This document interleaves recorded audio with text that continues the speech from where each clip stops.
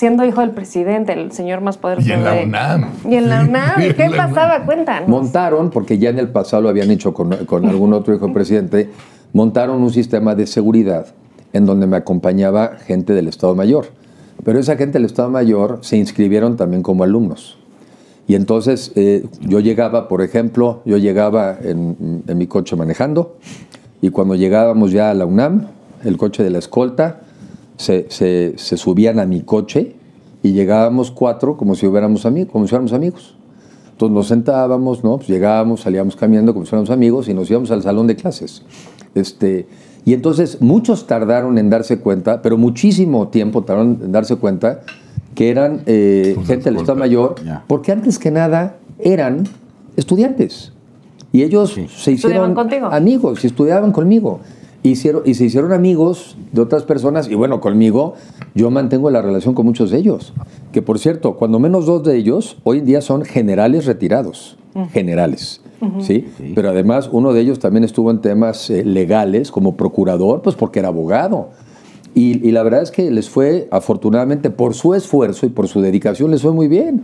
Entonces, ¿qué hicieron? Pues en lugar de ser, digamos, gente de seguridad esperándote afuera, no, pues se metían a los salones, pero estudiaron.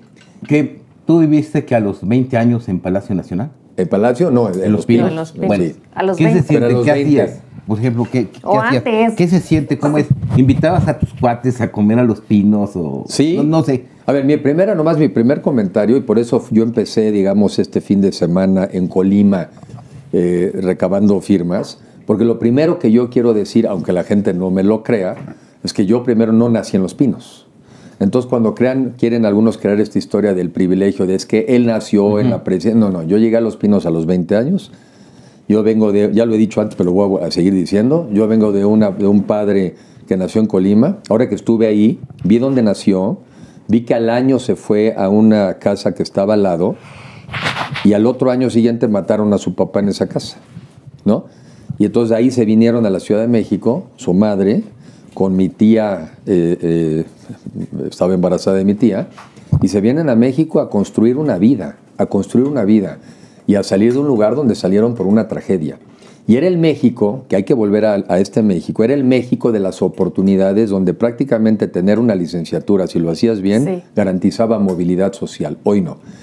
Habiendo dicho eso, esa persona, que en ese caso mi papá, por su trabajo, él fue el que llegó a ser presidente.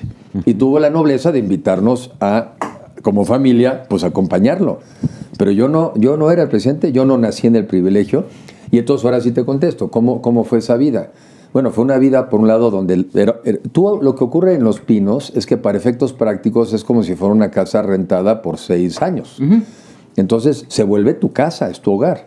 Nosotros incluso nos llevamos los muebles que teníamos en Francisco Sosa, nos los llevamos a Los Pinos justamente para también tener la sensación de vivir con los muebles con los que vivías. Y porque en México tenemos la mala costumbre, a diferencia de Estados Unidos, donde la Casa Blanca en Estados Unidos sí tiene algunos salones abajo que son intocables. Sí. Y en la parte de arriba, la familia que llega sí los puede cambiar. En México tenemos la mala costumbre de que casi cambias todo. Pero bueno, llegamos con nuestros muebles, pues te asignaban cuarto, pues sí había suficiente número de cuartos, ¿no? Pero tratar de hacer una vida normal, que en mi caso era ser estudiante de la Facultad de Derecho de la UNAM. ¿Ibas a la UNAM? Yo fui a la UNAM, o sea, yo estudié, entré un semestre tarde, porque me registré, pero cuando me registré, pues al poquito tiempo fue cuando nombran a mi papá precandidato, y dije, a ver, experiencia de vida, acompañarlo en esa campaña, ¿no? Y ya repondré mi semestre después estudiando, y así fue como lo hice. Entonces, estudié Derecho en la UNAM. ¿Y cómo te iba ahí? No es un pecado no haber estado en el ITAM, eso se lo perdonamos. Se lo perdonamos. Mis hijos lo han compensado. Pero oye, pero ¿cómo eras? O sea, ibas a la Facultad de Derecho, eras hijo del presidente, te acompañaban los guaruras, ¿cómo salías con las chavas? ¿A dónde ibas? ¿Cómo era tu vida? ¿Cómo era tu vida normal, digamos, siendo hijo del presidente, el señor más poderoso? Y en la UNAM. Y en la UNAM. ¿Qué pasaba? Cuéntanos. Montaron, porque ya en el pasado lo habían hecho con algún otro hijo del presidente, montaron un sistema de seguridad en donde me acompañaba gente del Estado Mayor. Pero esa gente del Estado Mayor se inscribieron también como alumnos. Y entonces yo llegaba, por ejemplo, en mi coche manejando, y cuando llegábamos ya a la UNAM, el coche de la escolta, se subían a mi coche y llegábamos 4 como si fuéramos amigos. Entonces nos sentábamos, ¿no? Pues llegábamos, salíamos caminando como si fuéramos amigos y nos íbamos al salón de clases. Y entonces muchos tardaron en darse cuenta, pero muchísimo tiempo tardaron en darse cuenta que eran gente del Estado Mayor, porque antes que nada eran estudiantes. Y ellos se hicieron amigos y estudiaban conmigo. Y se hicieron amigos de otras personas. Y bueno, conmigo yo mantengo la relación con muchos de ellos. Que por cierto, cuando menos 2 de ellos hoy en día son generales retirados. Generales. ¿Sí? Pero además uno de ellos también estuvo en temas legales como procurador, pues porque era abogado. Y la verdad es que les fue, afortunadamente, por su esfuerzo y por su dedicación, les fue muy bien. Entonces, ¿qué hicieron? Pues en lugar de ser, digamos, gente de seguridad esperándote afuera, no, pues se metían a los salones, pero estudiaron. Y después, ya cuando ya llegaba yo a Los Pinos, pues gracias, les vaya muy bien. Sabían que yo era una persona de estudio y ellos sabían que en la tarde pues le daban ellos a su tarea también, ¿no? Oye, ¿los maestros nunca te beneficiaron? ¿Cómo te fue con las chavas?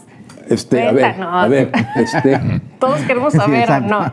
Siempre, desde más o menos tercero de secundaria, como que le agarré el modito a saber estudiar bien. Perdón, Enrique, ¿en dónde estabas en la secundaria? ¿En qué? Yo sí, la escuela, digamos, desde mi kinder hasta la preparatoria, sí fui a escuela privada. Yo también. La escuela moderna americana. Yo también. ¿Estuviste en el moderno americano? Yo soy de la moderna americana. Yo también. ¿No? O sea, una escuela, creo que también de ahí fue Gurría, por ejemplo. ¿Y yo?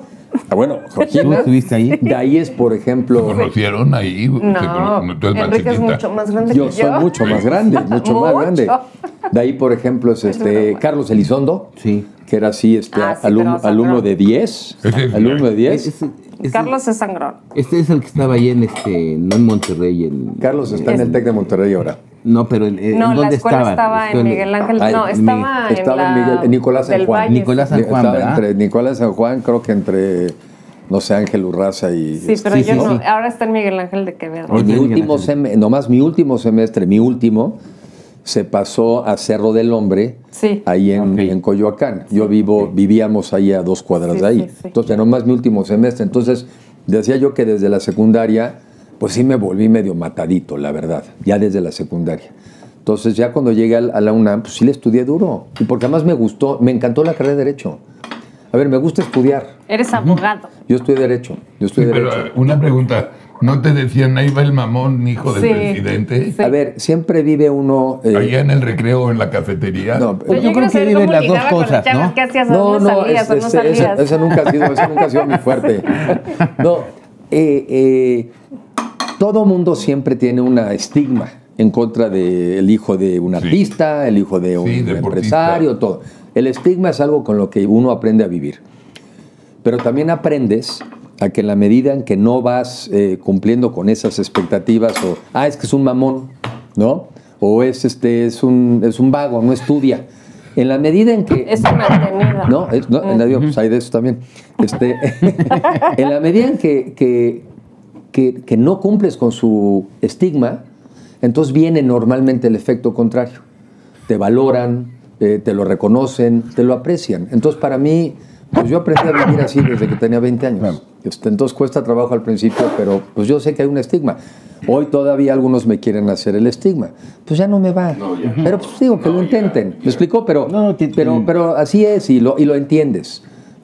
Porque también ha habido tanta gente o ha habido tantos hijos de abusivos, prepotentes, juniors, que entonces en la cabeza de la gente dicen, debe ser igual. Pero no soy igual. Sí, tiene razón, porque vivimos con varios juniors. Nunca he sido igual. Vivimos con varios juniors. ¿Qué le vamos a hacer? Que yo creo que no es tu caso, la verdad. Pues no es. Y otras, de una vez te voy a hacer 2 preguntas. ¿Qué materia en la carrera de Derecho te gustaba más? ¿Cuál te gustaba menos? Y de los cargos públicos que has tenido, pues porque has estado en la bancaria, has estado en financiera, en financiera rural, has sido diputado, has sido secretario de Turismo. ¿Cuál es la que te ha gustado más y tal vez a la que te ha gustado menos? Aunque yo sé que todas tienen su encanto, ¿no? Pero... La verdad es que materias casi todas, porque me gustaba desde... Y también aquí sí tengo que reconocer que me hicieron un favor en la UNAM. Ahí lo tengo que reconocer. Me escogieron a los mejores maestros. Sí lo voy a decir. entonces me ayudaron a de alguna manera tener un horario que me permitiera escoger a los mejores maestros. Y entonces pues yo tuve una educación en la universidad, ahí sí de privilegio, porque no sé, Florís Margadán, Derecho Romano, Claro. Preciado Hernández, profesor de Filosofía del Derecho, después González Uribe, Teoría del Estado, Franco Guzmán, que incluso fue profesor de mi papá cuando mi papá estudió Derecho. O sea, me tocaron algunos casos de maestros que le habían dado a mi papá y luego me dieron a mí. Uno de ellos es Franco Guzmán, que es penalista, que tendrá hoy 90 y tantos años, y por cierto, físicamente igualito que cuando lo conocí. Me encantaron los civiles, ¿no? Los contratos, la parte, todo me gustó, la parte de Derecho Internacional. A ver, si te gusta estudiar, le encuentras, y te metes a los libros. Entonces yo sí me tomé muy en serio, y tuve, ahí sí, ¿por qué no lo voy a decir? Sí, la oportunidad de dedicarme a estudiar, porque afortunadamente, a diferencia de muchas personas, pues tienen que estudiar y tienen que trabajar. Y en su momento me dijo mi papá, mira Enrique, si podemos darte la oportunidad de que te enfoques en estudiar, ahorita estudia, siempre vas a trabajar adelante. Reconozco que no es el caso de muchos, reconozco que no, pero el mío por lo menos lo aproveché estudiando. Oye, y además luego fuiste a Harvard, ¿no? Y después sí, me fui a hacer una maestría en administración pública en Harvard, que también fue una muy buena lección de vida, porque yo era muy buen estudiante en México, pero cuando me fui a Harvard, mi primer semestre me costó muchísimo trabajo. Todo el mundo dice eso. Muchísimo trabajo. Difícil. Sufrí mucho. Que cuando llegas te quieres morir. El arranque me costó mucho trabajo.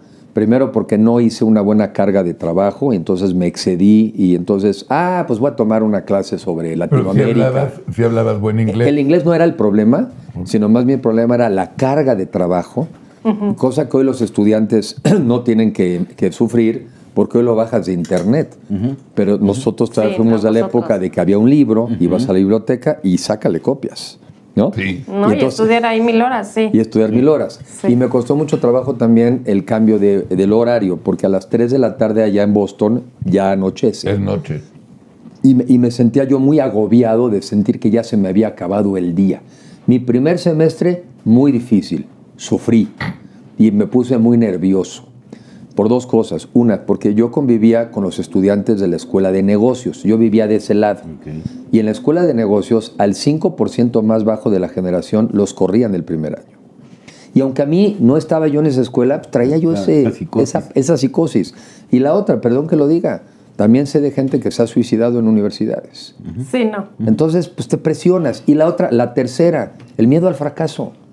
Yo estaba en esa edad y me daba miedo el fracaso. Hoy no me da miedo el fracaso. Pero en ese entonces, pues sí me daba miedo fracasar. Entonces, el fracaso es una palabra, nada más. Pues sí, es o como dicen, no hay manera de tener éxito si no has fracasado muchas veces. Claro. Pero bueno, pues era una presión que yo me ponía, estar en una universidad de ese nivel. Entonces también me sirvió porque te ubica. Sí. O sea, oye, sí llegaste aquí con que te sientes que te fue muy bien en la escuela, te ubica. Entonces, para mí esas experiencias de vida, a veces cuando la vida te ubica,